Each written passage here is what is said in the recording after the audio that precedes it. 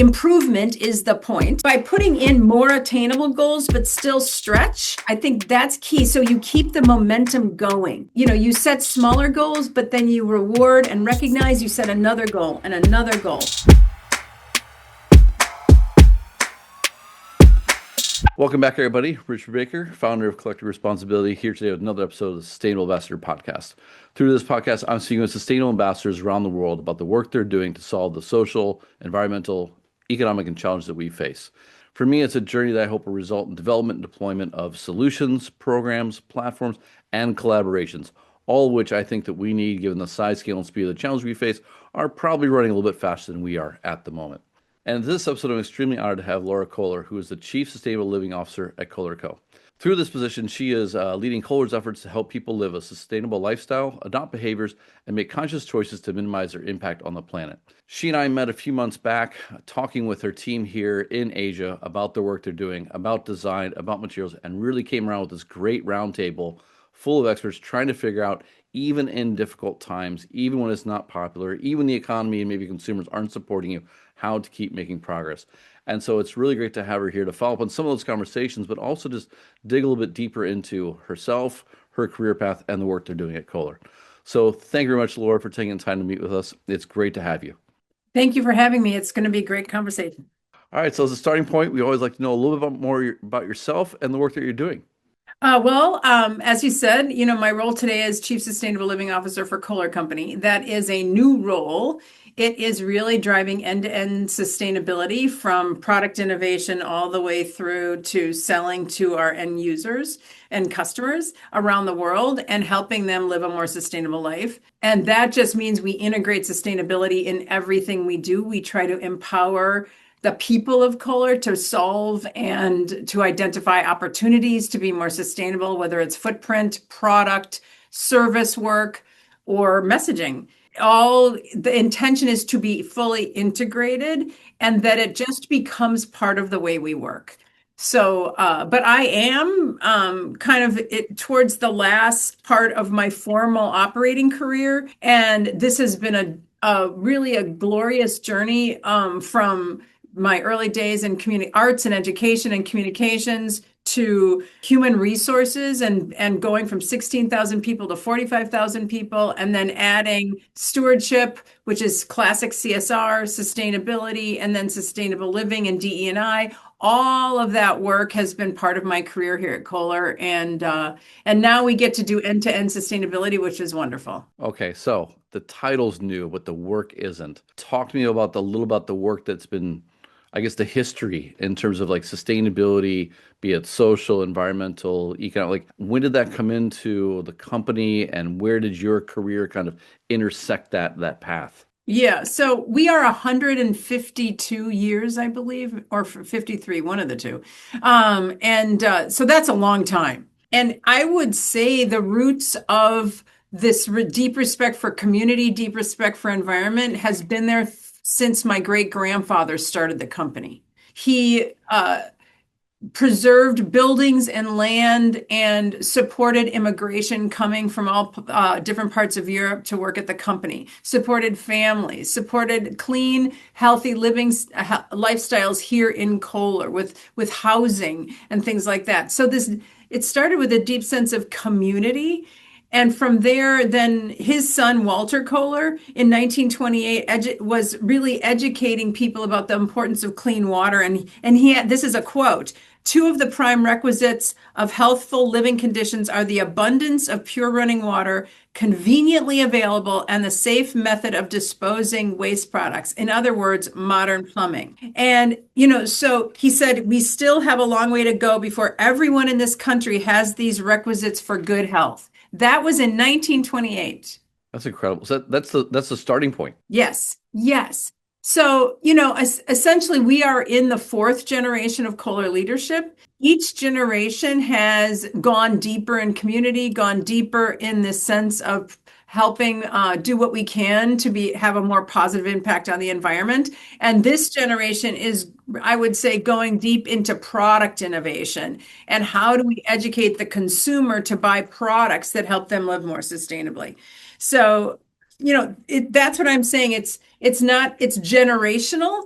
It's a deeply held belief, but it's also coming through in business actions, in addition to the community work. And so then what are the core pillars of the current strategy? Yeah, we just did a strategic reset because in 2008, we made a big, ambitious commitment to be net zero by 2035. So 2008, we were one of the early companies to say, let's just say we're going to try to be net zero by 2035. Well, fast forward to 10 years out from 2035 was last year, December. And we knew that being net zero was impossible in 10 years. The cost of that, the technologies weren't available. We have so many manufacturing facilities around the world. So we did a reset, and that reset created pillars.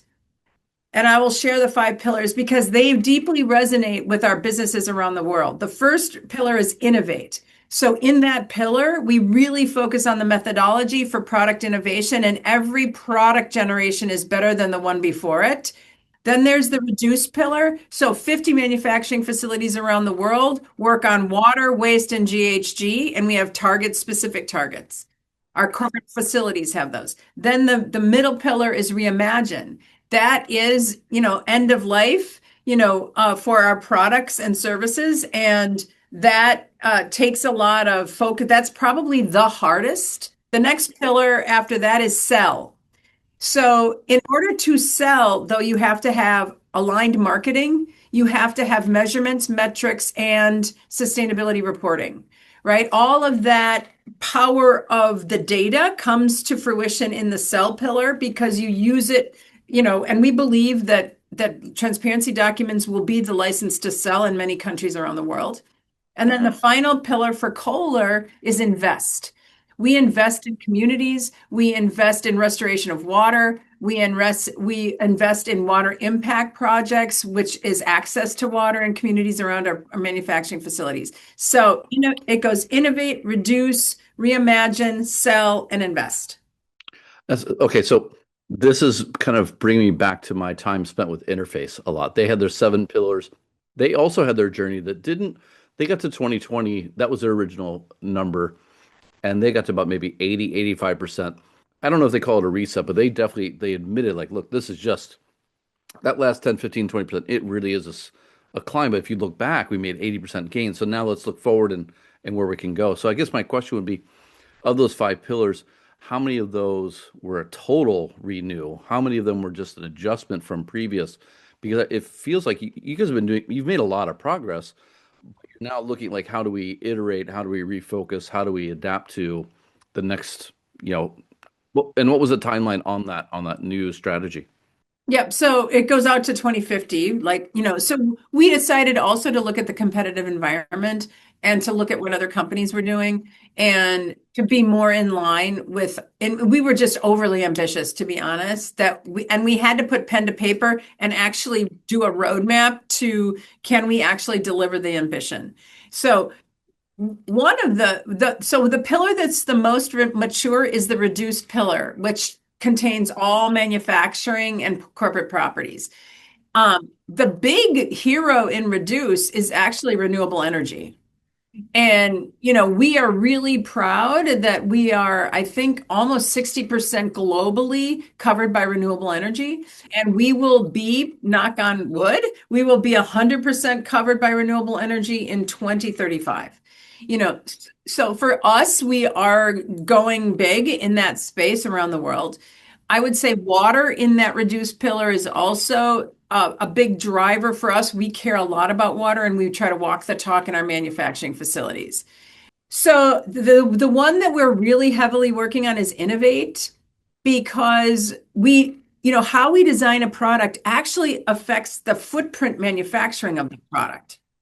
And then it also affects this, if we tag the product with attributes, it affects the selling process. And so all that innovate pillar is complex and needs more work. So we're going bigger in that space. The sell pillar Reporting changes around the world. Different countries are having different requirements on how you lead or Mostadam or Brim. So we are aligning to every country we sell and making sure the tags are correct for the portfolio product. That's a lot of work. So I would say innovate and sell are really detail oriented and need more work. And then the reimagine pillar, like everybody, scope three, the reuse of our products, that's a challenge, right? Total challenge. So, yeah, anyway, we're mostly mature and reduce and invest. That's where we really shine. We'll get a little bit into the products in a bit, but I'm curious, like the ambition level. One, is it wrong to have high levels of ambition and not achieve? Or is it better to have a little bit of more balance? Like, I mean, not just for yourself, but for the team and for also for the actual impact ongoing. Like I struggle with that, and I think it depends upon the culture. I'm wondering like what you found in that process, because again, you achieved 80%. Would you have done that if you had a less audacious goal? So I think that's a great question. Your ambition was a big driver in 2008 of getting everyone saying, "Wow, Kohler Company's stating an ambition. Let's get behind it." We for our internal purposes, we set a 3% down in wastewater and GHG every year. Unfortunately, it wasn't aggressive. Over time, we realized even though we were hitting or exceeding those targets, it wasn't aggressive enough to actually get to 2035 goal. And the business keeps changing. You might be opening a plant, closing one, the sales might be lower. So as business keeps shifting, it is a little challenging with very hard, fast targets. But improvement is the point, and keeping people motivated. So what we learned also, if the goal is too ambitious, people give up. And I think that's what we found. The operations people knew that 2035 GHG net zero was impossible at this point in the world's evolution of technologies and the cost of technologies. So what happens when people give up? They kind of stop trying. So by putting in more attainable goals, but still stretch, and then rewarding and recognizing, I think that's key. So you keep the momentum going. You set smaller goals, but then you reward and recognize you set another goal and another goal. And that's that flywheel, right? Needs to start moving. And I think that's what we've done with this new reset. The goals are more attainable. They're in shorter blocks of time, and we're doing much better on recognition now. Okay, the current times.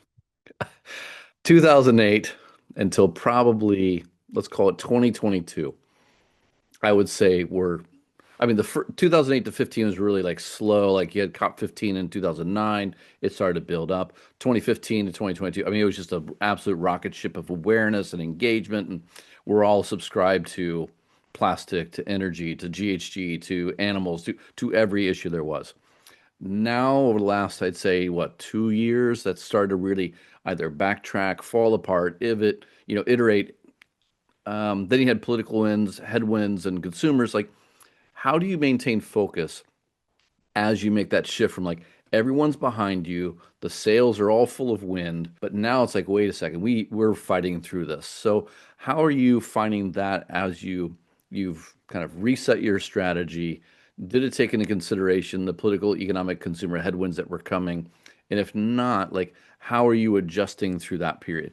So what we've learned over time is to really focus on the business and the countries that we do business in. And as a company that is a global brand, a global player, we need to be adaptable to the speed at which sustainability is being adopted. And in some cases, and I'll give you China as an example, and what we see is that the adoption or expectation from the government on manufacturing footprint is much faster than other areas of the world. That drives an operating excellence in us is a role model for saving money in water management, energy management, and waste management, because Yes, there are expectations that the government has for manufacturing, but it also drives efficiency and excellence in our facilities. We will see that our manufacturing facilities actually post cost savings and register that, and we're using that as a best practice for other facilities around the world. What we don't see as much in China is the consumer pull, the desire for sustainable product at the high end, where we see that in the Middle East. So in the Middle East, we don't have manufacturing right now based in the Middle East. However, we see a bigger consumer pull and interest in the messaging, marketing messaging around sustainability, making sure we have lead transparency documents for every product we sell. And developers, architects, designers are absolutely very conscious about the design of buildings and the products they specify. So that's what I'm saying is we have to adapt and change depending on the markets we serve. And there's going to be different influencers on the work. In the US, we just put our head down and we do the work we believe in. And I think, what does the brand stand for? How do we keep focusing on the value sustainability can bring to the business and focus on that? Comparing China and the Mid East, I mean, how much of that, I mean, is that the consumers themselves? Is that the economy that they're both in? Is that the fact that the Mid East is building out where China isn't building out as much? Like, how much of that is market and how much of that is, say, economic? How much of that maybe is the values or awareness of a population around the issues that you're selling towards? Like, I'm sure you're selling water efficiency. I'm sure you're also maybe talking about GHG when it comes to some of your documents. Like, are there certain issues that ubiquitously everyone agrees upon, or are there ones that are like, look, I'm not paying more for? Yeah. So we do have to myth bust the I need to pay more for a sustainable product. For Kohler, we don't have green pricing. We expect our designers and our marketers and our product managers to, if we need to have sustainable attributes, we design for that. And the cost of the product is just what that is. And it's not more expensive than a quote unquote non-sustainable product. But I will tell you that in the Middle East, it's vision to me. I think that in certain countries, there is a big vision, right? In Saudi, there's a big vision, the 2030 goals that they have, but they also have somewhat of a burning platform, right? The heat is in, I did ask my colleagues when I was visiting the development organizations and architects and designers, and I said, so how is climate change affecting your orientation to building, development? And they said, it's not. And I said, what do you mean it's not? And they said, we've always been hot. We might be getting hotter, and we've always had no water. So I guess that's what we see. Many times the environment drives the work. Sometimes the government has the vision for what it should be and really sets a mandate, or says there's funding that's coming if you design a certain way. I think it is those countries who see the future and how do you design efficient living and working spaces for what will be 5 years, 10 years, 20 years out. And that's very inspiring to get to work with design companies that are doing that. Your role, you're not just looking at the environmental impact, you're also understanding like urban planning, design, consumers. Like, talk to me about like the the context by which you kind of understand the right path for sustainability when it comes to the company or to its products, separate from just the environmental impact. Like, what's the wider body of information or conversations you need to have before you feel comfortable like this is the way we should go with sustainability? It's hard to push a boulder uphill.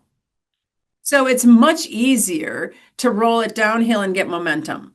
So it's like, don't try to introduce sustainable products in a market that doesn't want them. So I was just in Jakarta a couple months ago. Jakarta and Indonesia actually don't have a huge appetite for sustainability right now. They're on the early days of acceptance or interest. So there's no point in us driving a big campaign when the market isn't interested. So I guess that's where we lean in where it makes business sense. We don't waste time, money, resources on things that aren't going to get traction. We try to go and get traction where there's pull. And And the business leaders appreciate that, right? They want things from our sustainability team that will enhance the business, not pull it back or not drain resources. So we really try to lean in countries that are open and then provide a product portfolio that makes sense for that country with the right transparency documents. But I will say around the world, our manufacturing is managed with the same footprint aesthetic. You know, there might be sharper governmental regs in some countries, but we manage every facility with water waste and GHG reduction. Well, I feel like the back end, I would call the B2B side, the manufacturing side, like that's easier because it's all in your control, and you can put an investment into a factory or into a process within the factory, and you have a timeline that's 5, 10, 20 years out, and you'll be able to calculate the ROI using your industrial engineers, right? But it's the consumer side that goes up and down so much. Like I feel like that's the hard part. So how much time are you having to spend out in the field or talk to the sales team to understand how to calibrate this year? Like just the investments you're going to be making, and does it change? Like, okay, this year they're really interested in water, or this year it's energy. Do you change the way you design a material around that, or do you just try and is it about the messaging and the sales approach of the same product using different languages in different markets? Yes. So again, another great question. Just let me say though, in the manufacturing space, yes, we do control how we operate a plant, but we do exist within an environment that changes. So access to water is, we are in 17 high stress water environments for 50 plant locations. 17 of them, of these environments are running out of water. So what does that mean? If we want to be resilient, we need to ensure that we can manage our water supply. We don't suck water from the watershed. We have reuse capability, filtration capability, and then we do restore water to, we are restoring water to 4 watersheds, I believe, right now around the world. So I would say even in the manufacturing space, there's things we don't control, but we have to figure out how to survive, how to be resilient in a place where we may be cut off from water. Okay. So that's not, or the grid isn't strong, stuff like that. But on the product side, I have people dedicated to working with the marketing teams and the sales teams to actually, and we have marketing teams around the world, and they will come to us and say, we need this kind of messaging, we need this kind of tagging, and these are our top 100 products. We make sure that those 100 products have all the sustainability information they need to be considered for LEED or BREEAM or Mostadam, et cetera, projects, right? That's our job, is to enable sales team to sell when they get called in for a sustainability specification. On the product side, our designers and our engineers are working with product managers, and they're saying we will need 3 lower flow or water conserving shower heads for this market in this collection. So we have an aesthetic and we have function, right? And we actually look at, do we need low consumption toilets? Where do we need them? What is the price point? Are they luxury? Are they premium? Are they mid priced? And then how do we design for that?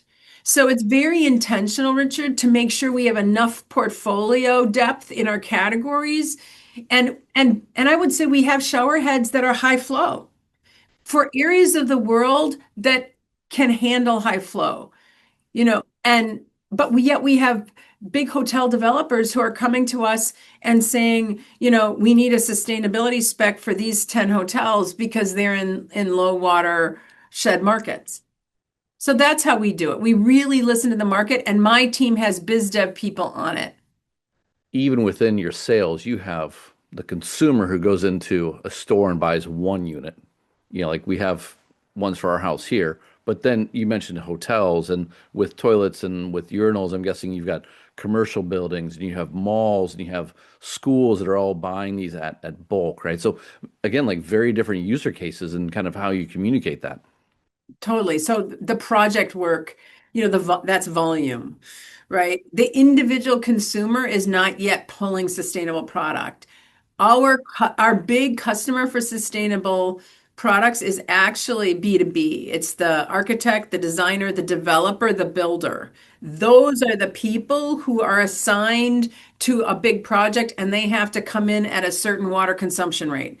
They have to come in at an energy consumption rate. They have to use X amount of recycled content. I mean, when I'm teaching in Vietnam, an ESG class where we talk about this, about how, and even I taught this in China, where be it for the investor side, the investor class putting pressure on real estate developers, or it's the natural environment. There is no water, there is no energy, like you mentioned within, say, Saudi Arabia. Like one of those two things puts pressure on the designers of the infrastructure, and then that backs into all kinds of things like your own products. And it's just fascinating, like how it starts to kind of self-support and create that flywheel. I would say there's a third piece, and that's a government regulation, government requirements. So yes, environmental impact, desire from the architects and designer people, and then the government expectations. Talking about, I think you mentioned 17 of your 50 are in water stress environments. Another thing I talk about in Vietnam is like if you as a country can't get your resources in order, you're going to become uninvestable to foreign direct investors like yourselves who want to put in a factory. Do you look at those 17 areas and like, oh, we might have to close at on some timeline? And then as you're shifting them, are you looking specifically now at regions differently? Because you're like, look, actually, we know that water's kind of the water tables around the world are starting to drop. Do you try and go in there and learn? Are you spending more time on that issue now as you look at your newest facilities and kind of the future there? Yes, totally. I do think that 10 years from now, the water situation around the world will absolutely start to dictate who can do business in those countries. My prediction is that when a community or a province, let's say a region, is seeing low water levels in their holding tanks, in their reservoirs, what are they going to do first? They're going to cut off industry, and it won't matter how many lease agreements you have. They will save the money for the people and tell the businesses that they have to do without water. And that will create an environment either that businesses adapt their practices or don't or have to leave the location if they're highly dependent on water. So when did you start realizing that this condition where like water is going to be so important and it's going to really be a selector for manufacturing environments and who can be there and like governments at some point will have to pick people over process. When did that come into your own understanding? And is this something that you think is shared by more, enough, everybody? Like where are you with other people that you speak with in the industry? I think that in many cases, other parts of the world are more sensitive to access to the resources, and livelihood and than the US is, Americans are. Other countries seem to be more aware that their water is decreasing or their grid is not as vital as it should be handling all the investment infrastructure, things like that. I would just say we had a real life example a couple of years ago in Jagadia, India, where a very large manufacturing facility is, and we were told on one day that we would not have water access for the foreseeable future at all, at all. The whole 2,000 some people doing, vitreous china manufacturing, faucet manufacturing, and some other material manufacturing would not have access to water. We need water for some of our processes. We need water, drinking water. We need access for toileting. And in one day, we had to adapt, and it lasted 3 days. So for us, that was a very real example of the stress that we need to put on water reuse, right, in the facility, minimizing water use in our manufacturing and providing standby access for drinking water and toileting. And, so they adapted. The manufacturing facility, they had liquid slip on hand, which is a core, and that needs water, but we already had it in big vats. we were able to keep going with manufacturing, but they had to truck in water and sanitation for the people. And it's things like that, Richard, that just happen. Like the reservoir hit 35% in this big region, and boom, what did they do? Cut off manufacturing. And and that's what I'm like, we learn from that. And then when we travel to Morocco, we travel to our Mexican plants, we go to China, we see already that those teams are adapting because they're living there and they're seeing the stress that's happening because of, resource, I would say, scarcity.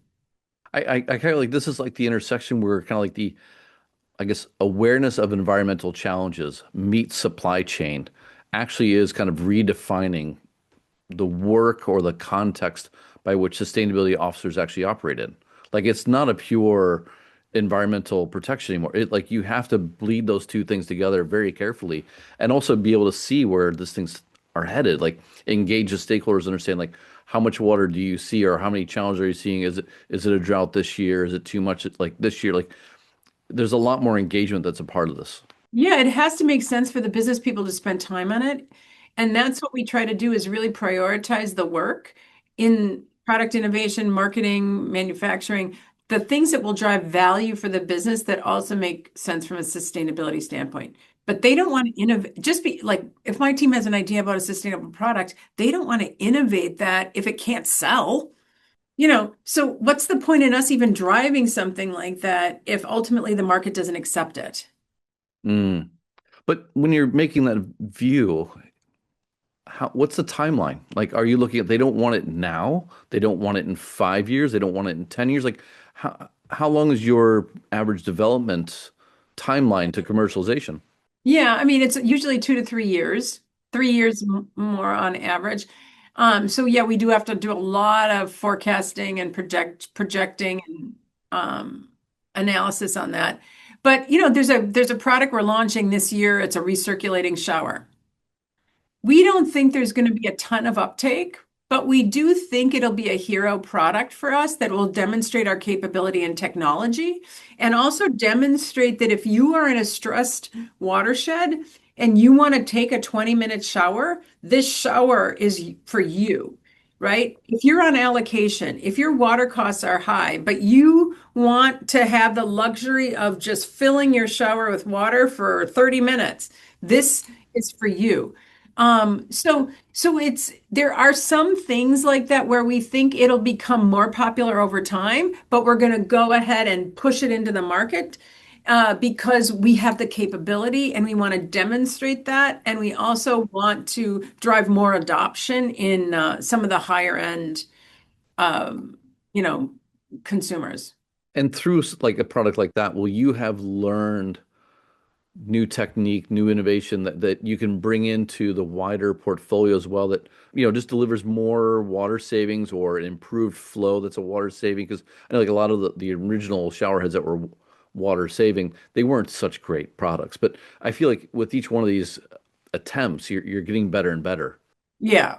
I mean, toileting is a great example of that. Engineering continues, and it's not just Kohler, I'm sure, but toilet engineering is complex, and because what you want to do is have high performance but low water use.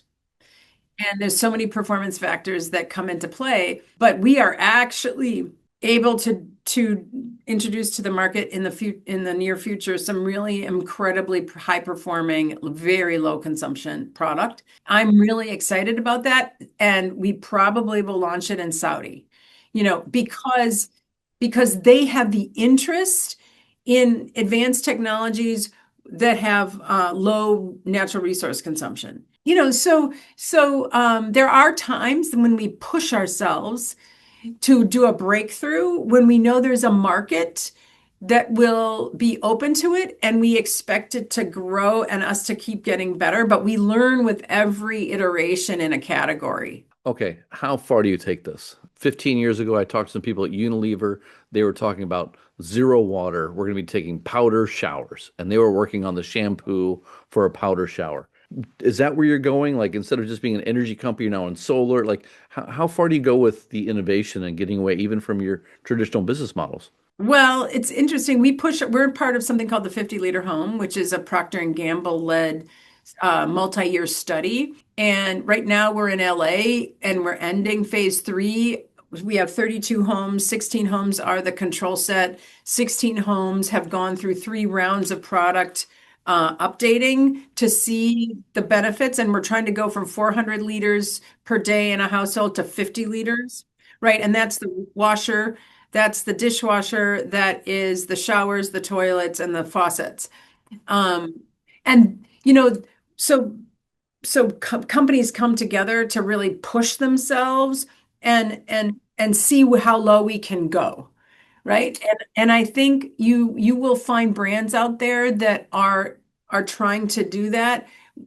Yeah, do we have dreams, but we don't know exactly how the market will accept it at the time, but we want to sometimes see what we can accomplish. Way back when, I think in the 1930s, we innovated a dishwashing sink that was a mechanically driven sink that had a dishwasher component to it. It was in the Metropolitan Museum of Art.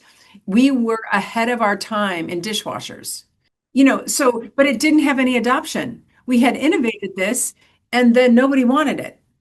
You know, and now we're not in the dishwasher business, but we did that way back when. It just didn't get traction because the market couldn't, wasn't interested at that time.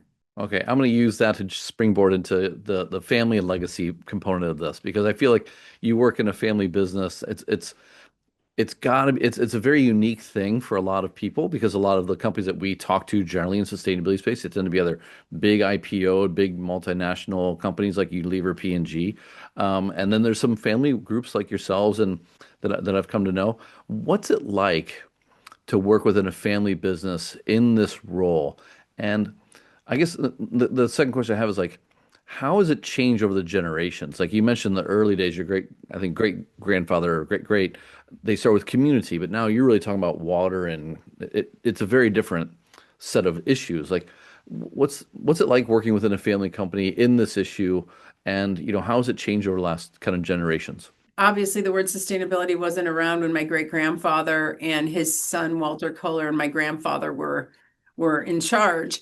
What they did, they saw the world through an environmental community lens, and they had this core belief around being the best we could be in how we show up in the world. That, I mean, as simply said, that's what they tried to do, whether it was creating a building, creating a living environment, whether it was running a factory. Fast forward to my father's generation, which he was generation three. He again very focused on the natural spaces, preserving trees, preserving open land, believing that healthy living was also needing space around buildings and that crowding wasn't healthy. Clean air, investing in clean air, making sure that waters and the waters where our plants were clean.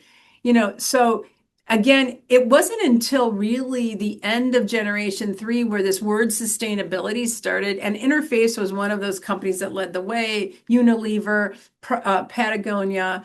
And we started to adopt that word in '08.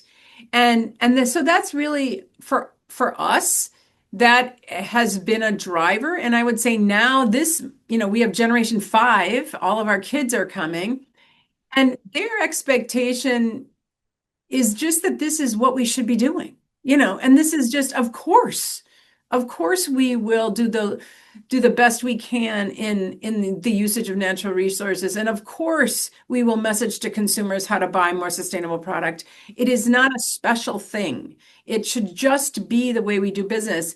And I would say maybe back in the 2000s, all of us in companies started virtue signaling with CSR work, and then we rolled into compliance, right? Because then compliance ratcheted up.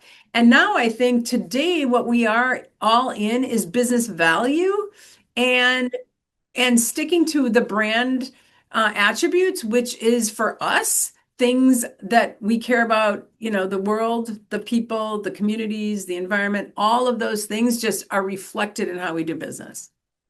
And so as those generational shifts happen, do you take on your own projects to prove that this can be done to the next generation above you? And how do you bring up the next, like, how are you bringing up Gen 5 through this? I think, first of all, in order for something to be sustainable over time, you integrate it into process, you integrate it in the way you do business, because otherwise it's too fragile as you move to next generation management. So that's number one, is make it a little bulletproof by integrating it into everyday practices.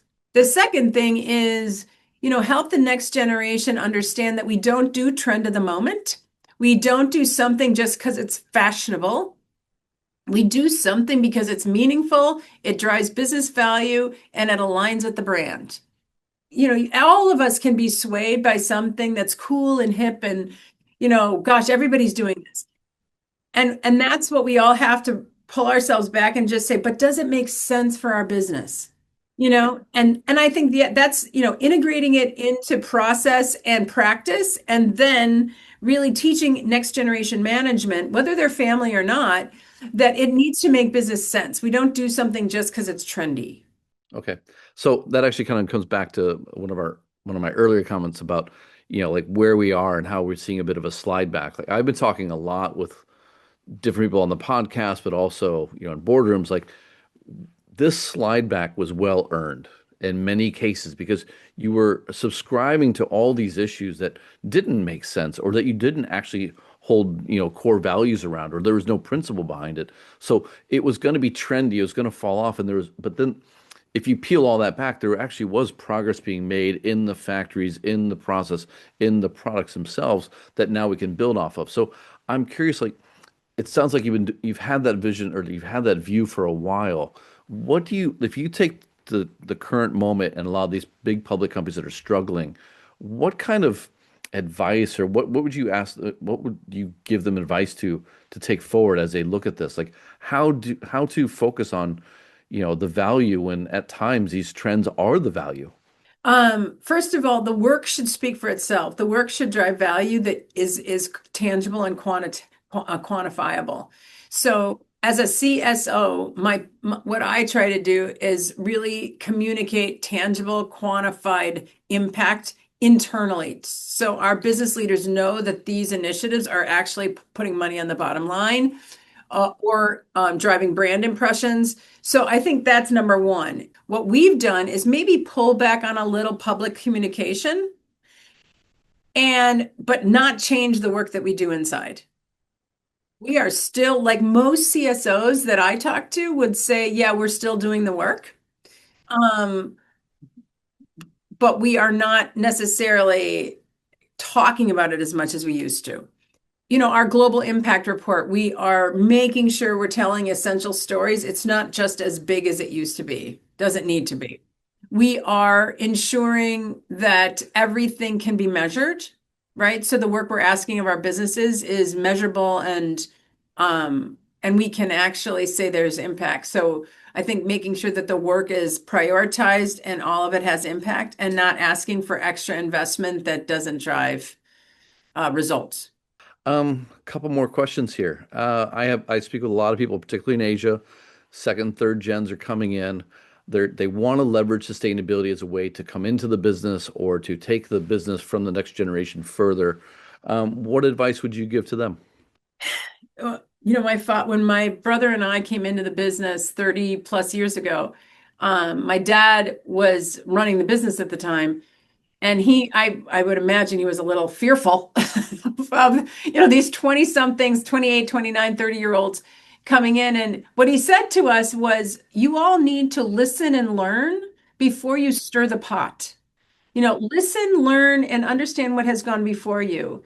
If you want to build a case for change, then build that case for change, get alignment, and then drive the delivery of that change. But as a next generation, I think coming in with assumptions without really understanding why this business has run this way for so long, is kind of could cause problems. So I would just say, as next generations come in, how can we integrate them into our companies? Uh, take their great energy, their great passion, their interest, but help them learn what has come before and then listen to them too on what they see, new eyes, fresh eyes, but then also connect them to customer. All right. As a last question, we got into the technical, we got through the challenges, we got a bit wonky about, business process. What keeps you inspired? Like, what are you looking forward to? You mentioned that like you're on the end of your operational career. What are the things that you're looking at right now that's in hand or that you're planning for that kind of like this is why I'm doing it, or this is the inspiration, this is the impact I want to have in the next 3, 5, or 15 years, whatever that operational career is that you view it as. Like, what are you looking at that inspires you and going forward? I always call it the power of the people. And I love it when we start something like this and it's like a groundswell. People just take it on.